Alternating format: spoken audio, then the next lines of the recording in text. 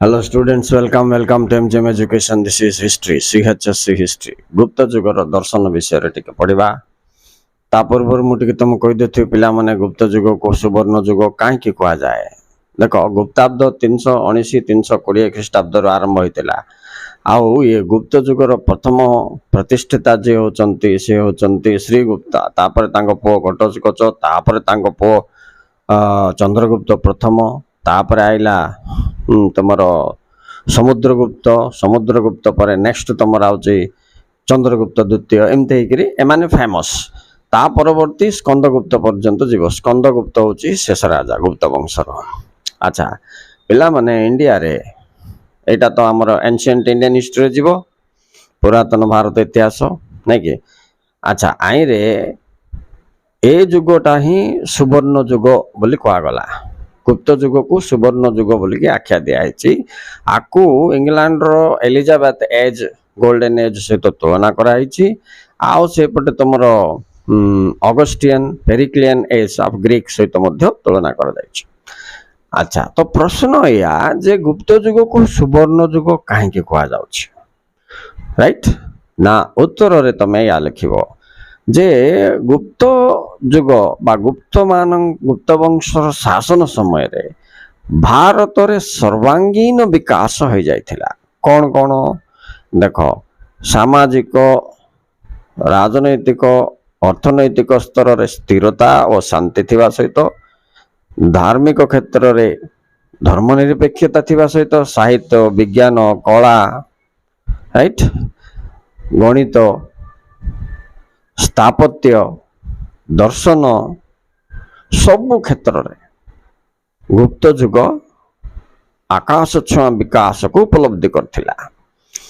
ସାହିତ୍ୟରେ ଯେତେବେଳେ କି ଏଲିଜାବେଥ ଟାଇମରେ ସେକ୍ସପିୟରଙ୍କ ଯେମିତି ଡେଭଲପମେଣ୍ଟ ହେଇଥିଲା, ସାହିତ୍ୟର ଲେଖନୀକ କିମ୍ବା ସାହିତ୍ୟର ବିକାଶ, ଠିକ୍ ସେମିତି ଆମର ଗୁପ୍ତ ବଂଶରେ କାଳିଦାସ ଦ୍ୱିତୀୟ ଚନ୍ଦ୍ରଗୁପ୍ତଙ୍କର ଇଏରେ ନବରତ୍ନ ବସୁଥିଲେ 9ଟା ପଣ୍ଡିତ, ତା ଭିତରେ ଜଣେ ଥିଲେ କାଳିଦାସ। କାଳିଦାସ ଅନେକ ନାଟକ, କାବ୍ୟ, କବିତା ଯୋଉ ଲେଖିଛନ୍ତି ତାହା ସେ ସମୟରେ ଚରମ ଉନ୍ନତିକୁ ପ୍ରାପ୍ତ କରିଥିଲା। ତେଣୁ ପିଲାମାନେ, ଇଏ କାଳିଦାସକୁ ସେକ୍ସପିୟର ଅଫ୍ ଇଣ୍ଡିଆ ବୋଲି କୁହାଯାଉଛି। ଏଇଟା ଗୋଟେ ପଏଣ୍ଟ ତ ମନେ ରଖିଥିବା ଅଛି। ସେପଟେ ସମୁଦ୍ରଗୁପ୍ତ ତ ଗୋଟେ ପରାକ୍ରମୀ ରାଜା ହିସାବରେ ଫେମସ୍, କିନ୍ତୁ ତାଙ୍କୁ କବିରାଜ ବି କୁହାଯାଉଛି। ଏଇଟା ବୋର୍ଡ ପରୀକ୍ଷାରେ ବାରମ୍ବାର ଆସୁଛି ପିଲାମାନେ, ଏଇଟା ଗୋଟେ କାଳିଦାସ ଗୋଟେ। ଆଚ୍ଛା, ସମୁଦ୍ରଗୁପ୍ତକୁ ଆଉ ଗୋଟେ ଜିନିଷ ବି କହୁଛନ୍ତି, ସେଟା ବି ବୋର୍ଡ ପରୀକ୍ଷାରେ ଆସୁଛି। କଣଟା ସେଟା? ମାନେ ନେପୋଲିଅନ ଅଫ ଇଣ୍ଡିଆ ବୋଲି କୁହାଯାଉଛି। ଗୁପ୍ତ ଯୁଗ ବିଷୟରେ ଏଇ ଡିଟେଲ୍ସ ମନେ ରଖିବା ସହିତ କିଏ କ'ଣ ଲେଖିଥିଲେ, କାଳିଦାସ ପରେ ବରାହମିହିର, ଶୂଦ୍ରକ, ଦଣ୍ଡିନୀ, ପାଣିନି, ସବୁ ମହାପଣ୍ଡିତ ମାନେ ବହୁତ ଗୁଡେ ବିଷୟ ଲେଖିଛନ୍ତି। ତାଙ୍କ ମାନଙ୍କର ବହିର ନାଁ ଯାକ ସବୁ ବିଟ୍ କୋଶ୍ଚିନ୍ସ ଆସିବ ତମକୁ 1 ମାର୍କିଆ ଯାକରେ। ତାପରେ ଗୁପ୍ତ ଚିତ୍ରକଳା, ଗୁପ୍ତ ଦର୍ଶନ, ଗୁପ୍ତ ଧର୍ମ ବିଶ୍ୱାସ 3 ମାର୍କ ପାଇଁ ବୋଲିକି ଇମ୍ପୋର୍ଟାଣ୍ଟ। ତେଣୁ ଗୁପ୍ତ ଧର୍ମ ଯଦି ଆମେ ଚିନ୍ତା କରିବା ବେଲେ ସେ ସମୟରେ ତ ବ୍ରାହ୍ମଣ ଧର୍ମ ଥିଲା। ଟ୍ରିନିଟି ବୋଲିବେ। ଟ୍ରିନିଟି ବୋଇଲେ କ'ଣ ଜାଣିଛ ନା? ତୁମର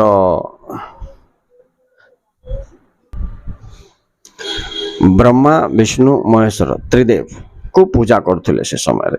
ତା ବାଦେ ମାତୃଶକ୍ତି ଗୁଡ଼ିକ ମଧ୍ୟ ପୂଜା କରୁଥିଲେ।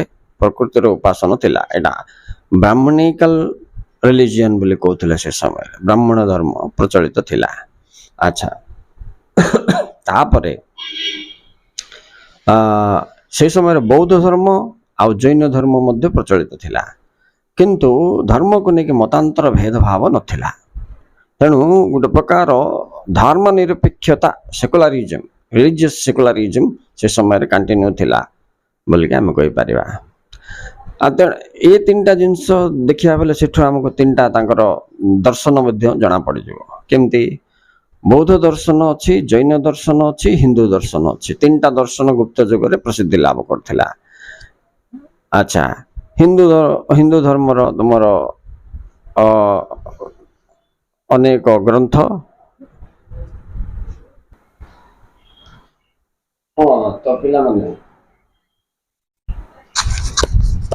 ତ ପିଲାମାନେ ଗୁପ୍ତ ଯୁଗରେ ହିନ୍ଦୁ ଦର୍ଶନରେ ପ୍ରସିଦ୍ଧି ଲାଭ କରିଥିଲା ବେଳେ ସାଂଖ୍ୟ ଦର୍ଶନ, ଯୋଗ ଦର୍ଶନ, ନ୍ୟାୟ ଦର୍ଶନ, ବୈଶେଷିକ ଦର୍ଶନ, ମୀମାଂସା ଦର୍ଶନ। ମୀମାଂସାରେ ଉତ୍ତର ମୀମାଂସା, ପୂର୍ବ ମୀମାଂସା ଏମିତି ଦି ଭାଗ ହେଇଛି। ଏଠି ଦର୍ଶନ ବୋଇଲେ କ'ଣ? ଉନ୍ନତ ବା ଆଦର୍ଶ ଜୀବନ ଶୈଳୀ କିଭଳି ଆମେ ମାନେ ପ୍ରୟୋଗ ମାନେ ଆଦର୍ଶ ଜୀବନ ଆମେ କେମିତି ଆଡପ୍ଟ କରିପାରିବା ଏ ବିଷୟରେ ଏସବୁ ଦର୍ଶନ ଗୁଡ଼ିକ ଦର୍ଶାଯାଇଛି। ଆଚ୍ଛା, ତାପରେ ଯଦି ଆମେ କହିବା ଇଏ ବୌଦ୍ଧ ଧର୍ମ କଥା, ତାଙ୍କର ଅନେକ ଗ୍ରନ୍ଥ ମଧ୍ୟ ସେ ସମୟରେ ବୌଦ୍ଧ ଦର୍ଶନକୁ ପ୍ରତିପାଦିତ କରୁଥିଲା। ତା ଭିତରେ ତମର 8 କଥା, ମହାଯାନ ସୂତ୍ରଲଙ୍କାର ଗୋଟେ ଅଛି, ଆଉ ତମର ଅଭିଧର୍ମ କୋଶ ଗୋଟେ ଅଛି, ରାଇଟ୍। ଆଉ ତମର ବୌଦ୍ଧ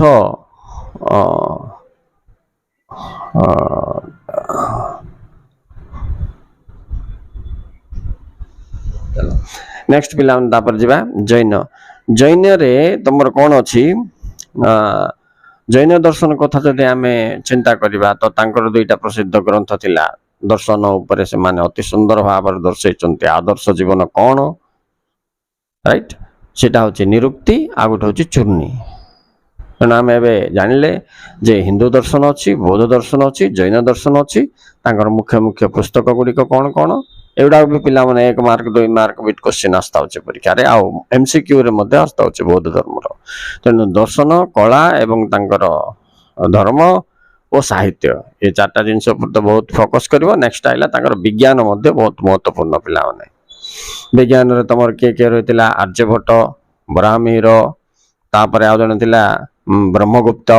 ଏମାନେ ସମସ୍ତେ ବିଭିନ୍ନ ଜାତକ ସଂହିତା ମାନ ରଚନା କରିଛନ୍ତି। ସେଟା ମଧ୍ୟ ଟିକେ ପଢିକି ତମେ ଲିଷ୍ଟ କରିବ। ମୁଁ ଆଉ ଗୋଟେ ଭିଡ଼ିଓରେ ଗୁପ୍ତ ଯୁଗକୁ କାହିଁକି ସୁବର୍ଣ୍ଣ ଯୁଗ କୁହାଯାଏ ପୁରା ସବୁ ଡିଟେଲ୍ସ ତମକୁ ପଏଣ୍ଟ ୱାଇଜ କରିକି ଦେବି। ତେଣୁ ତମେ ଯୋଡ଼ି ହେଇଯାଅ ପିଲାମାନେ MGM ଏଜୁକେସନ ସହିତ। ତମକୁ history, economics, political science, English, MIL ସବୁ ସବଜେକ୍ଟର ଡିଟେଲ୍ସ ଭିଡ଼ିଓ ଗୁଡ଼ାକରେ ପାଇଯିବ କନସେପ୍ଟ ଗୁଡ଼ାକ। ଆଉ କୋଉଟା 1 ମାର୍କିଆ ପାଇଁ ଇମ୍ପୋର୍ଟାଣ୍ଟ, ବୋର୍ଡ ପରୀକ୍ଷାରେ ଇମ୍ପୋର୍ଟାଣ୍ଟ 2023ରେ ଆସିବ, ସେଗୁଡ଼ାକ ମଧ୍ୟ ମୁଁ ପଢ଼େଇଲା ବେଳକୁ ହିଁ ତମକୁ କହିଦେଉଥିବି, ଟିକେ କ୍ୟାଚ୍ କରିବ। Okay students, thank you very much for watching. Please like and subscribe.